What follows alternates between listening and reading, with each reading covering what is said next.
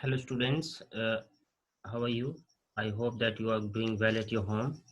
आज की क्लास में हम इंडियन कंपनीज एक्ट 2013 में मीटिंग्स ऑफ कंपनी में जो मीटिंग्स होती हैं उसको आज हम देखेंगे।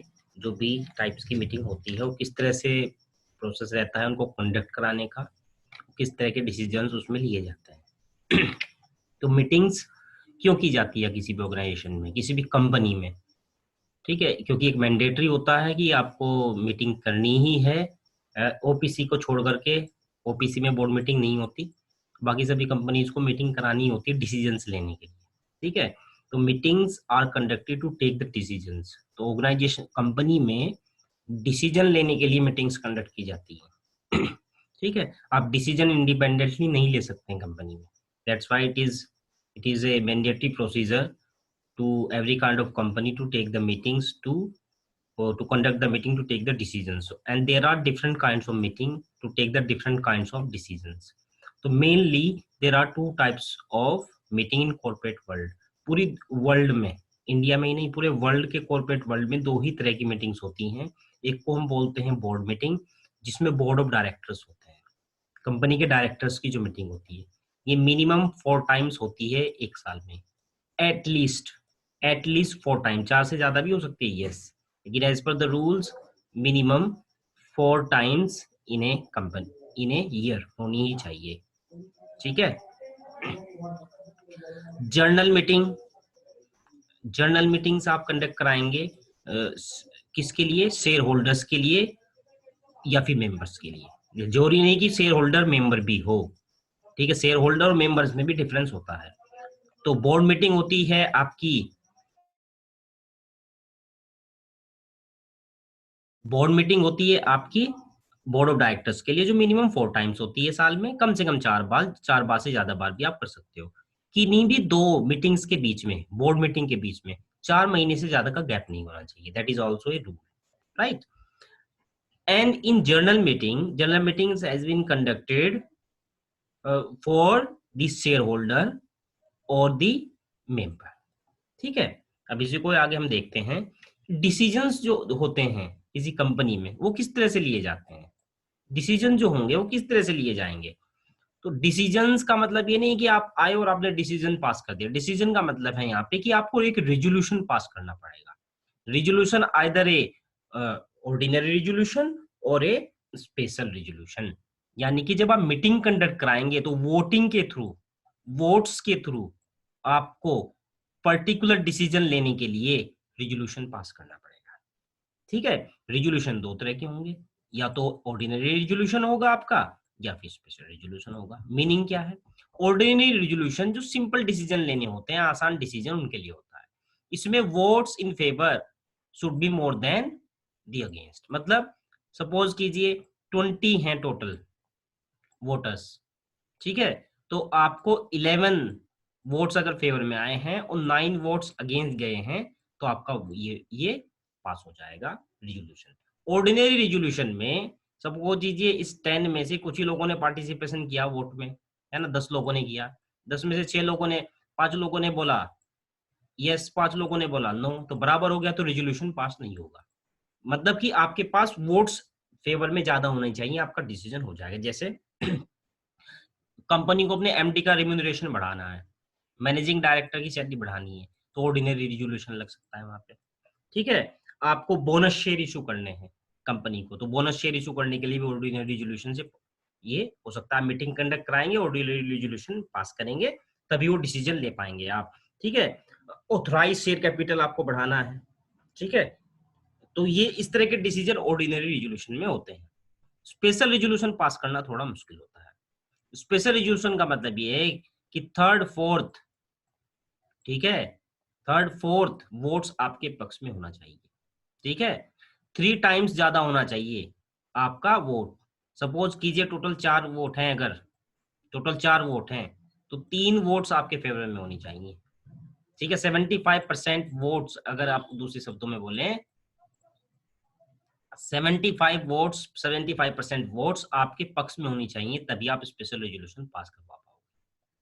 ठीक है, किस तरह के डिसीजन स्पेशल रेजोल्यूशन में होते हैं? जैसे कंपनी का वाइंडिंग अप का डिसीजन लेना है आपको, कंपनी को वाइंड अप कराना है, सभी मेंबर्स एग्री होने चाहिए, 75% से आप रेजोल्यूशन पास कर लीजिए, स्पेशल रेजोल्यूशन, वो डिसीजन ले लीजिए।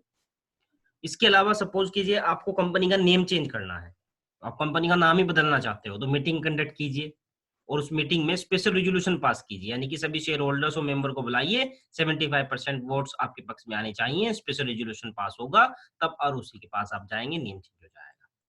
ठीक है, आरओसी बोलेगा कि मुझे स्पेशल रेजोल्यूशन की आप कॉपी दीजिए। तो there are different kind of decision that we have to take. कुछ के एग्जांपल मैंने आपको बताए, वो डिसीजंस आप रिजोल्यूशन के फॉर्म में लेंगे। Resolution should be either A special resolution और ए ऑर्डिनरी रिजोल्यूशन। ठीक, कंपनीज एक्ट में पूरा बताया गया है, 470 सेक्शंस है अलग अलग सेक्शंस में, कि कब कब ऑर्डिनरी रिजोल्यूशन ला सकते हैं आप और कब कब स्पेशल रिजोल्यूशन ला सकते हैं। ठीक है, अब आगे चलते हैं। बोर्ड मीटिंग्स को अब हम डिटेल में देखना चाहेंगे। ठीक है, ये बोर्ड मीटिंग क्या है?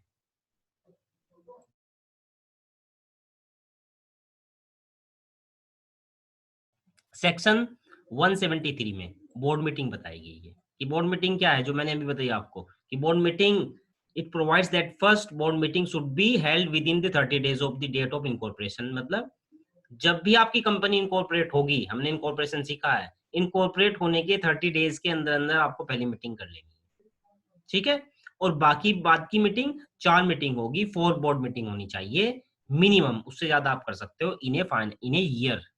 अब एक चीज का आप और ध्यान रखिएगा, एवरी ईयर की बात हो रही है यहाँ पे, तो ईयर कौन सा, फाइनेंशियल ईयर की बात हो रही है कि कैलेंडर ईयर की? फाइनेंशियल ईयर तो 1 अप्रैल से शुरू होता है, तो जो ये ईयर की बात हो रही है, ये कैलेंडर ईयर की बात हो रही है। कंपनी एक्ट में जहां पे ईयर लिखा रहता है, तो उसको हम कैलेंडर ईयर मानते हैं, मतलब 1 जनवरी से 31 दिसंबर तक की बात हो रही है। अगर क्लियरली मेंशन होगा फाइनेंशियल ईयर, तो हम कहेंगे 1 अप्रैल से लेकर के 31 मार्च। तो एक साल में आपको 4 ये कंडक्ट करानी है। ठीक है, बोर्ड मीटिंग्स के भी अपने डिसीजन होते हैं, वो भी आप रिजोल्यूशन से पास कर सकते हो। अब हम जो डिटेल में देखेंगे, वो देखेंगे जनरल मीटिंग, जो शेयर होल्डर्स और मेंबर्स इकट्ठा होके करते हैं। ठीक है, रिजोल्यूशन से ही इसमें डिसीजन लिए जाएंगे, किसके रिगार्डिंग? या तो ऑर्डिनरी बिजनेस के रिगार्डिंग या फिर स्पेशल बिजनेस के रिगार्डिंग। ठीक है, ऑर्डिनरी रिजोल्यूशन और स्पेशल रिजोल्यूशन के डिसीजन लिए के थ्रू डिसीजन लिए जाते हैं। किस तरह के decision? Regarding the business of ordinary business और स्पेशल बिजनेस। ये ऑर्डिनरी बिजनेस और स्पेशल बिजनेस क्या है, इसको भी हम देखेंगे। अभी हम बात करते हैं, जर्नल मीटिंग 3 तरह की होती है किसी भी कंपनी में। ठीक है, सबसे पहले आती है एनुअल जनरल मीटिंग। ये एनुअल जनरल मीटिंग साल में एक बार होनी चाहिए, यानी कि आपको बहुत सारे ऐसे डिसीजंस हैं, जैसे रिटायर हो गया है आपका डायरेक्टर, उसको अपॉइंट करना है, डिविडेंड आपको बांटना है। ठीक है, आपका ऑडिटर्स के आपको रिम्यूनरेशन तय करने हैं, ये एनुअल जनरल मीटिंग में ही डिसाइड होंगे, साल में एक बार ही होती है। ठीक है, अब अगर सपोज कीजिए आपको बीच में कोई डिसीजन लेना है, तो ऐसा तो होगा नहीं कि एनुअल जनरल मीटिंग के लिए आप वेट करेंगे, तो उसके लिए एक्स्ट्रा ऑर्डिनरी जनरल मीटिंग होती है, एक्स्ट्रा ऑर्डिनरी जनरल मीटिंग।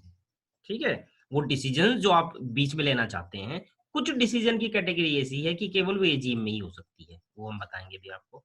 तो एक्स्ट्रा ऑर्डिनरी डिसीजन, सॉरी, जो बीच में डिसीजन लिए जाएंगे वो एक्स्ट्रा ऑर्डिनरी मीटिंग में लिए जाएंगे। एक आपकी मीटिंग होती है क्लास मीटिंग। क्लास मीटिंग में क्या होगा, जब आप केवल कुछ शेयर होल्डर्स को बुलाएं, particular categories of share holders को जब आप बुलाएंगे मीटिंग में, तो उसको क्लास मीटिंग बोलते हैं। जैसे आप प्रेफरेंस शेयर होल्डर्स की मीटिंग बुला सकते हो, इक्विटी शेयर होल्डर्स की मीटिंग बुला सकते हो, तो वो क्लास मीटिंग में आएगा। अब ये एनुअल जनरल मीटिंग कब होती है, कब की जाती है एनुअल जनरल मीटिंग, इसके क्या रूल्स हैं? अब देखिए, एनुअल जनरल मीटिंग के लिए अगर आपकी कंपनी पहली बार इनकॉर्पोरेट हुई है, ठीक है, तो 3rd नंबर का पॉइंट आपके लिए है कि आपको फाइनेंशियल ईयर एंड होने पे उसके 9 महीने के अंदर अंदर आपको ये मीटिंग करानी पड़ेगी, एनुअल जनरल मीटिंग। ठीक है, इसमें कोई भी आपको रिलैक्सेशन नहीं है किसी भी तरह का। ठीक है,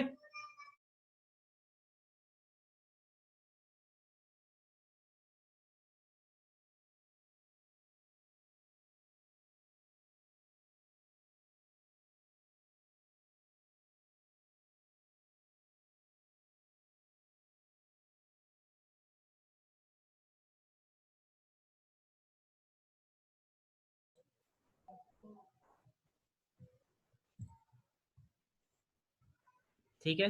तो अब यहाँ पे एजीएम की हम बात कर रहे हैं, तो पहली एजीएम जो होगी, पहली जो एनुअल जनरल मीटिंग होगी वो 9 मंथ के अंदर, सपोज कीजिए आज की डेट में आपकी कंपनी इनकॉर्पोरेट हो रही है, आज क्या डेट है, सपोज कीजिए 27 जनवरी, 27 अप्रैल, ठीक है, 2020 को आपकी इनकॉर्पोरेट हुई।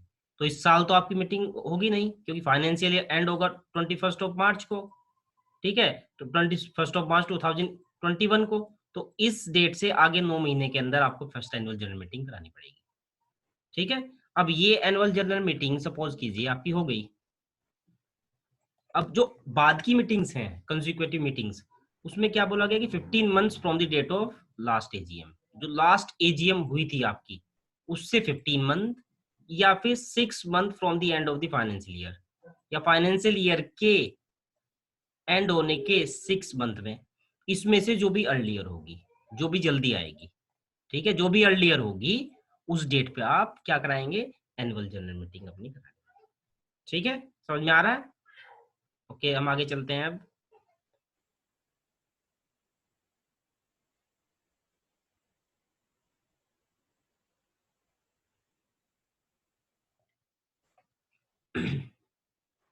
चलिए अब हम देखते हैं,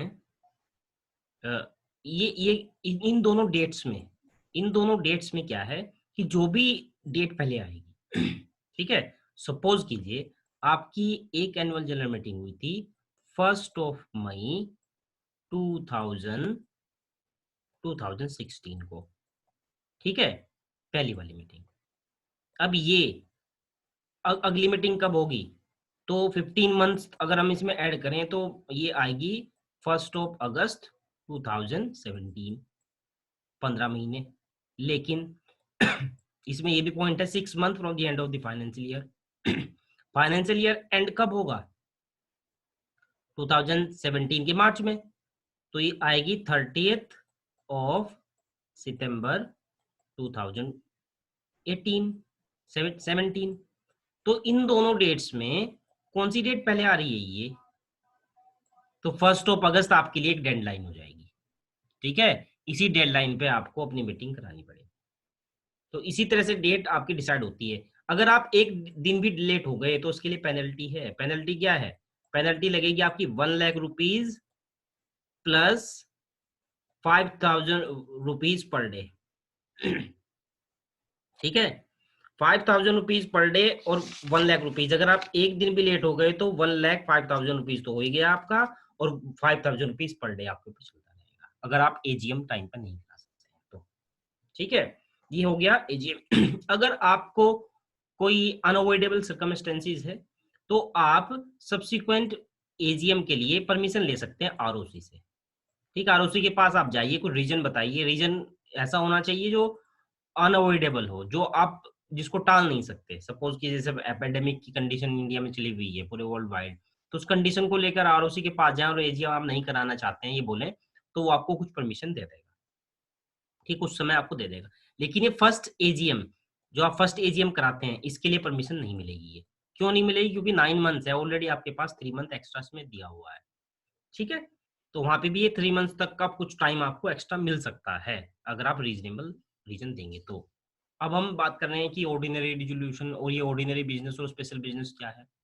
देखिए, ऑर्डिनरी जो बिजनेस होते हैं, केवल 4 तरह के बिजनेस को ऑर्डिनरी बिजनेस माना गया है, और ये जो ऑर्डिनरी बिजनेस होते हैं ये केवल और केवल एजीएम में ही आएंगे, ये extra ordinary meeting, class meeting या बोर्ड मीटिंग में नहीं जाएंगे, ये केवल और केवल एजीएम में ही डिसाइड होंगे। इसके अलावा स्पेशल बिजनेस जो होगा, वो रिमेनिंग सभी बिजनेस स्पेशल बिजनेस है। क्या क्या है, 4, consideration of annual accounts, declaration of dividend, appointment of director in place of retiring director और appointment of auditors, fixation remuneration, ये आपकी चीजें इसमें आएंगी, ठीक है। यही क्लास को हम नेक्स्ट क्लास जब भी हमारी होगी तो उसको हम नेक्स्ट क्लास में ये डिस्कस करेंगे ठीक से। तब तक आप इस लेक्चर को एटलीस्ट 2 टाइम्स देखें। Thank you very much.